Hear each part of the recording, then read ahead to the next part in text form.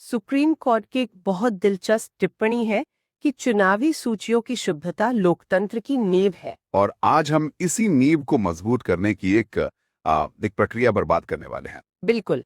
हमारे पास जो नोट्स है वे बिहार में मतदाता सूची को अपडेट करने के एक विशेष अभियान पर है।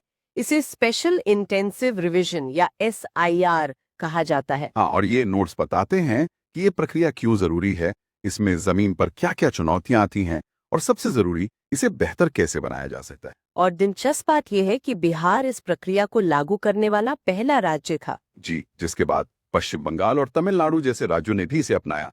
तो आज की चर्चा का मकसद चुनाव के इस बहुत महत्वपूर्ण लेकिन अक्सर नजरअंदाज किए जाने वाले पहलू को गहराई से समझना है। ठीक है, तो चलिए इसे परत दर परत समझते हैं। सबसे पहले तो यही कि ये स्पेशल इंटेंसिव रिवीजन आखिर है क्या। बूथ लेवल ऑफिसर्स, जिन्हें BLOs कहते हैं, कि हर एक योग्य नागरिक का नाम सूची में वो, और सूची पूरी तरह से मतलब 100% सही। ताकि स्वतंत्र और निष्पक्ष चुनाव हो सके। साफ सुथरा रखना। एग्जैक्टली। सूची से डुप्लीकेट नाम हटाना, अयोग्य मतदाता और जिन लोगों की मृत्यु हो चुकी है उनके नाम हटा। ताकि फर्जी मतदान को रोका जा सके। सही बात। दूसरा, अपंजीकृत नागरिकों की पहचान करना। जब BLOs घर घर जाते हैं तो ये सुनिश्चित करते हैं कि कोई भी योग्य मतदाता छूट ना जाए। अच्छा, ये तो हमारे सार्वभौमिक मताधिकार की भावना को मजबूत करता है, जो संविधान के अनुच्छेद 326 में है। बिल्कुल। फिर तीसरा कारण है हमारे समाज में हो रहे बदलावों को दर्शाना। बदलाव जैसे। जैसे लोग एक जगह से दूसरी जगह चले जाते हैं, नौकरी के लिए, शादी के बाद। हाँ, ये तो होता ही है। लोग उनके पते अपडेट करना ताकि वो अपने नए स्थान पर मतदान कर सकें। ये बहुत जरूरी है। और जब ये सब इतनी पारदर्शिता से होता है तो जाहिर है जनता का भरोसा भी बढ़ता होगा। यही चौथा पॉइंट है।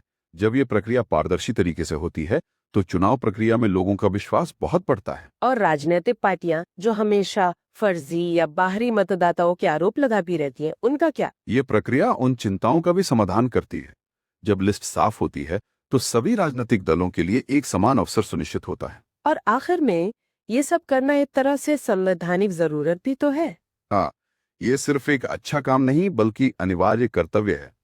जन प्रतिनिधित्व अधिनियम 1950 के तहत स्वतंत्र और निष्पक्ष चुनाव कराना एक संवैधानिक जन। यहाँ बात और भी दिलचस्प हो जाती है। सैद्धांतिक रूप से तो ये सब सुनने में बहुत अच्छा लगता है, पर नोट्स कुछ गंभीर चुनौतियों की ओर भी इशारा करते हैं। और सबसे बड़ी चिंता तो यही लगती है कि इस पूरी प्रक्रिया में कहीं असली मतदाताओं के नाम ही न कट जाएं। और यहीं पर मामला बहुत पेचीदा हो जाता है। सबसे दिलचस्प बात यह है कि इस प्रक्रिया का सबसे ज्यादा असर समाज के हाशिए पर मौजूद लोगों पर पड़ सकता है। अच्छा, नोट्स में कौन से समूहों का जिक्र है। इसमें साफ तौर पर कुछ समूहों का उल्लेख है, जैसे गरीब और वंचित नागरिक, जिनके पास अक्सर पुराने या औपचारिक दस्तावेज नहीं होते। SC ST और अल्पसंख्यक अल्पसंख्यक समुदाय के लोग, जिनके पास हमेशा से ये जमीन के रिकॉर्ड की कमी रही है। और प्रवासी मजदूर तो होंगे ही इसमें। बिल्कुल। प्रवासी मजदूर, जिनका कोई स्थायी निवास ही नहीं होता, और महिलाएं, खासकर शादी के बाद दूसरी जगह जाने वाली। जिनके पास अपने माता पिता के घर के दस्तावेज होते हैं लेकिन ससुराल के नहीं। और बात सिर्फ दस्तावेजों की कमी की नहीं है, अपनी योग्यता साबित करने का पूरा बोझ नागरिक पर डाल दिया जाता है, जो जो सार्वभौमिक मताधिकार की भावना के ही खिलाफ लगता है। बिल्कुल। अधिकार मांगने के लिए आपको पहले साबित करना होगा कि आप हकदार हैं। ये अपने आप में एक बाधा है। इसके अलावा भी तो चुनौतियां होंगी। हाँ, कई हैं। जैसे आधार, जो आज हमारी पहचान है, उसे कई बार प्राथमिक प्रमाण के तौर पर स्वीकार ही नहीं करते। ये तो अजीब बात है। और फिर लॉजिस्टिक्स और प्रशासनिक मुद्दे, जैसे बिहार में इस पूरे काम के लिए सिर्फ 30 दिन की समय सीमा दी गई। कितने कम समय में ये कैसे मुमकिन है। और जब ये सब चुनाव से ठीक पहले होता है, तब तो नियत पर सवाल उठना लाजमी है। बिल्कुल। राजनीतिक पूर्वाग्रह का संदेह पहला होता है। लोगों को लग सकता है कि किसी खास वर्ग के वोट काटने की कोशिश हो रही है। एक और बात जो नोट्स में कही गई है वो मुझे बहुत गंभीर लगी, कि कभी कभी ये सत्यापन प्रक्रिया नागरिकता की परीक्षा जैसी लगने लगती। हाँ, और ये चुनाव आयोग के अधिकार क्षेत्र से बाहर है। उनका काम मतदाता की पहचान की पुष्टि करना है, नागरिकता की जांच करना नहीं। इससे तो चुनाव आयोग की निष्पक्षता पर जनता का भरोसा कम हो सकता है। और ये सबसे बड़ा खतरा है। अगर लोगों को लगा कि चुनाव आयोग ही भेदभाव कर रहा है तो फिर लोकतंत्र की नींव ही हिल जाएगी। तो इस सब का क्या मतलब है? हमने समझा कि ये प्रक्रिया क्या है, क्यों जरूरी है और इसमें क्या-क्या समस्याएं हैं। तो इन नोट्स में इसे बेहतर बनाने के लिए क्या सुझाव दिए गए हैं? कोई रास्ता है जिससे ये प्रक्रिया सटीक भी हो और समावेशी भी? हाँ, और यही इन नोट्स का सबसे महत्वपूर्ण हिस्सा है। ये बहुत बड़ा सवाल खड़ा करता है कि शुद्धता और समावेशिता के बीच संतुलन कैसे बनाया जाए। तो सबसे पहला कदम क्या होना चाहिए? मुझे लगता है ये दस्तावेजों वाली समस्या का हल निकालना सबसे जरूरी। बिल्कुल। पहला और सबसे अहम सुझाव यही है कि दस्तावेजों की स्वीकृति का दायरा बढ़ाया जाए। मतलब मतलब सिर्फ जमीन के कागज या जन्म प्रमाण पत्र पर अड़े रहने के बजाय Aadhaar, voter ID, ration card. Bank passbook, मनरेगा कार्ड, इस तरह के कई दस्तावेज स्वीकार किए जाने चाहिए। जी, इससे आम आदमी के लिए अपनी पात्रता साबित करना बहुत आसान हो जाएगा। और क्या सिर्फ कागजों पर ही निर्भर रहना जरूरी है? जमीनी हकीकत की कोई कीमत नहीं? यही दूसरा सुझाव है। स्थानीय जांच को मजबूत करना। मतलब बीएलओ को और अधिकार और संसाधन दिए जाने चाहिए कि वो जमीनी स्तर पर जांच कर सकें। वो पड़ोसियों से पूछ सके, स्थानीय लोगों से पुष्टि कर सके। बिल्कुल।